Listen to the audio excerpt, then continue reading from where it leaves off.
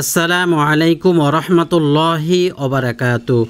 প্রিয় দর্শক, আজকের ভিডিওতে আলোচনা করব আগামীকাল পবিত্র শুক্রবারের তিনটি আমল নিয়ে। তিনটি আমলের প্রথমটি হলো জুমার আগে সূর্য ঢলার পর 4 রাকাত নামাজ পড়লে তার সমস্ত নেক আমল এবং মনের বিশেষ চাওয়া পাওয়া আসমানে পৌঁছানো হবে। সুবহানাল্লাহ।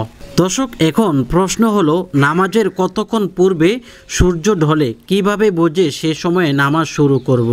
অর্থাৎ আমরা এই সময়টি কিভাবে বুঝবো যে এই সময়টি সূর্য ঢলে, এই নামাজের নিয়ত ও সূরা কি, এরপর এই সময় যে দোয়াটি বেশি পড়বেন সেটিও আমি ইনশাআল্লাহ বলে দিব।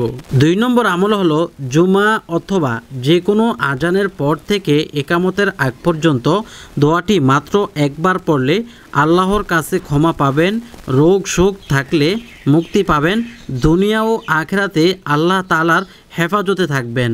সবশেষ 3 নম্বর আমলটি বলবো, শুক্রবারের আসর নামাজের পর যে দোয়াটি পড়লে আপনার কারণে জান্নাতে আপনার মা বাবার মর্যাদা বাড়িয়ে দিবেন। দর্শক, এই 3টি আমল বলার পূর্বে আমি আপনাদেরকে অনুরোধ করব ভিডিওটি প্রচারের জন্য একটি লাইক দিবেন। পরবর্তীতে এমন ভিডিও পাওয়ার জন্য আমল টিভি চ্যানেলটি সাবস্ক্রাইব করে পাশে থাকা বেল বাটনটি চেপে রাখবেন। তাহলে চলুন ভিডিওটি শুরু করি। প্রথমেই জানবো জুমার আগে সূর্য ঢলার পর 4 রাকাত নামাজ কিভাবে পড়বেন বা তার ফজিলত কি।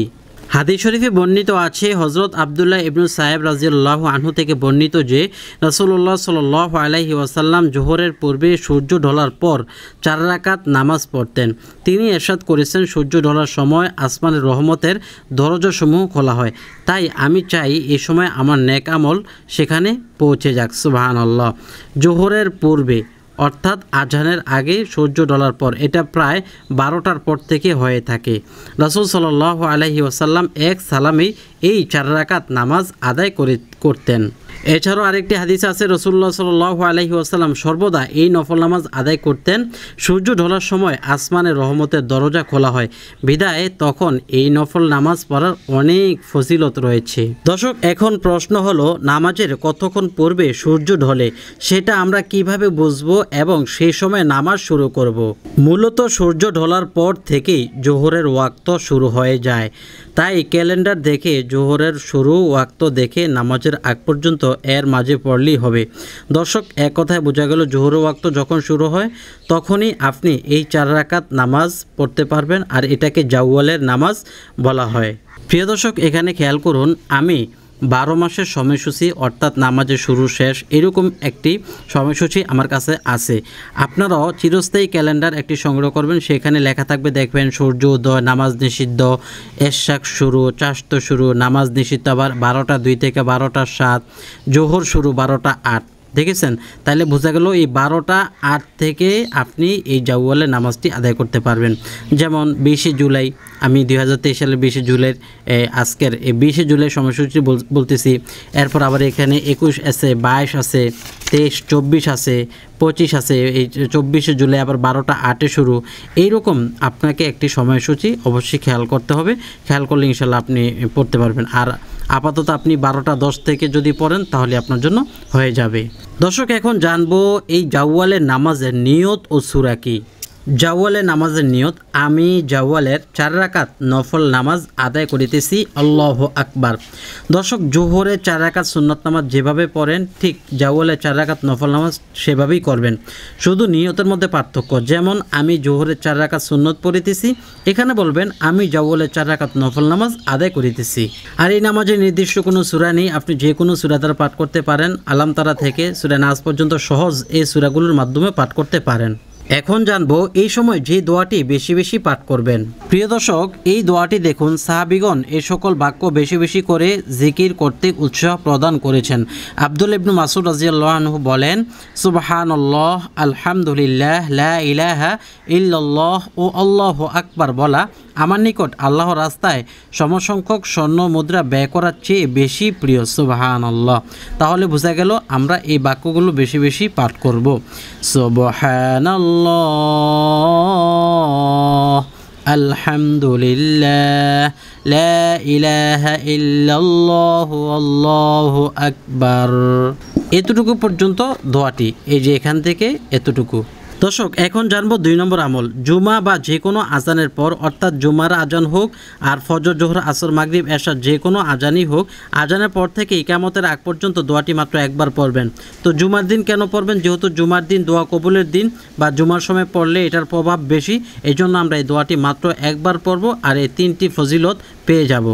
আজান ও ইকামতের মাঝে অবশ্যই দোয়া কবুল হয়, সুতরাং এই সময়ের মাঝে অবশ্যই আল্লাহ তাআলার নিকট দোয়া করবে, আল্লাহ তাআলার নিকট দুনিয়া ও আখিরাতের শান্তি ও নিরাপত্তা কামনা করবে। আজান ও ইকামতের মাঝে এই দোয়া পড়বে, আল্লাহুম্মা ইন্নী আসআলুকাল আফওয়া ওয়াল আফিয়াতা ওয়াল মুআফাতি ফিদ দুনিয়া ওয়াল আখিরা। উচ্চারণ, আল্লাহুম্মা ইন্নী আসআলুকাল আফওয়া ওয়াল আফিয়াতা ওয়াল মুআফাতা ফিদ দুনিয়া ওয়াল আখিরা।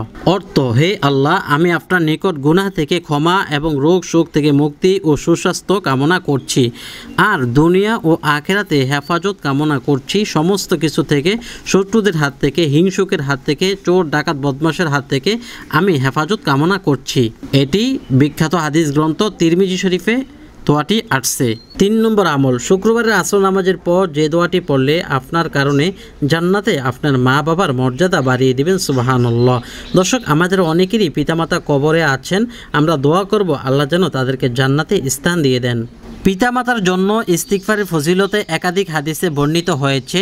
একটি সহিহ হাদিসে আবু হুরায়রা রাদিয়াল্লাহু আনহু বলেন, রাসূলুল্লাহ সাল্লাল্লাহু আলাইহি সাল্লাম বলেছেন, জান্নাতে কোনো ব্যক্তির মর্যাদা বৃদ্ধি করা হবে। তখন সে বলবে, কিভাবে আমার মর্যাদা বৃদ্ধি পেল? তখন তাকে বলা হবে, তোমার সন্তান তোমার জন্য ক্ষমা প্রার্থনা করেছে, এজন্য তোমার মর্যাদা বাড়িয়ে দেওয়া হয়েছে। সুবহানাল্লাহ।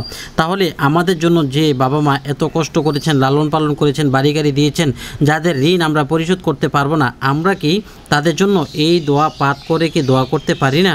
এবং আমাদের এই ইস্তিগফারের ফলে অবশ্যই আব্বা আম্মা জান্নাতে মর্যাদা পাবেন। তো দর্শক, এখন কত হলো, আমরা এই যে ইস্তিগফারের ফজিলত, আমরা কোন ইস্তিগফারটি পাঠ করব চলুন দেখে নেই। আস্তাগফিরুল্লাহাল্লাযী লা ইলাহা ইল্লা হুয়াল হাইয়ুল কাইয়্যুম ওয়া আতুবু ইলাইহি। আস্তাগফিরুল্লাহাল্লাযী লা ইলাহা ইল্লা হুয়াল হাইয়ুল কাইয়্যুম ওয়া আতুবু ইলাইহি। এতটুকু পাঠ করবেন। এছাড়া আরেকটি চমৎকার দোয়া আছে পিতামাতার জন্য, এই দোয়াটি দর্শক, এই দোয়াটিও আপনারা মুনাজাতে পাঠ করবেন। দোয়াটি হলো, রব্বানা গফির লানা ওয়া লিইখওয়ানিনাল্লাযীনা সাবাকুনা বিল ঈমানি ولا تجعل في قلوبنا غلا للذين آمنوا ربنا إنك رؤوف رحيم। অর্থ, হে আমাদের প্রভু, আপনি আমাদেরকে ক্ষমা করুন এবং ঈমানের ক্ষেত্রে অগ্রণী আমাদের ভাইদেরকে ক্ষমা করুন, আর আপনি আমাদের অন্তরে মুমিনগণের বিরুদ্ধে কোনো হিংসা, বিদ্বেষ বা অমঙ্গলের ইচ্ছা রাখবেন না। হে আমাদের প্রভু, নিশ্চয়ই আপনি মহা করুণাময় ও পরম দয়ালু। প্রিয় দর্শক, এই জুমার দিনে 3টি আমল যদি আপনার কাছে ভালো লাগে তাহলে অবশ্যই একটি লাইক দিবেন, শেয়ার করবেন। পরবর্তীতে এমন আমলি ভিডিও পাওয়ার জন্য আমল টিভি চ্যানেলটি সাবস্ক্রাইব করে পাশে থাকা বেল বাটনটি চেপে রাখবেন। আসসালামু আলাইকুম ওয়া রাহমাতুল্লাহ।